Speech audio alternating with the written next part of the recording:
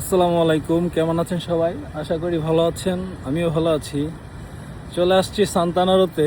রাত্রের সান্তানারো আপনাদেরকে দেখিয়েছি, বাট সকালের সান্তানারোটা কেমন হয় এখন আপনাদেরকে আমি দেখাবো।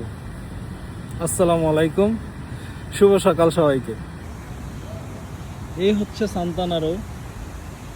এখানেই আসি আমি রাত্রে মাঝে মাঝে, আমি, আমার ওয়াইফ, ছোট ভাইকে নিয়ে সবাই এখানে ঘুরতে আসি। এই জায়গাটা খুবই সুন্দর। রাত্রেবেলা যখন লাইটিংগুলো জ্বলে আরো বেশি সুন্দর দেখা যায়।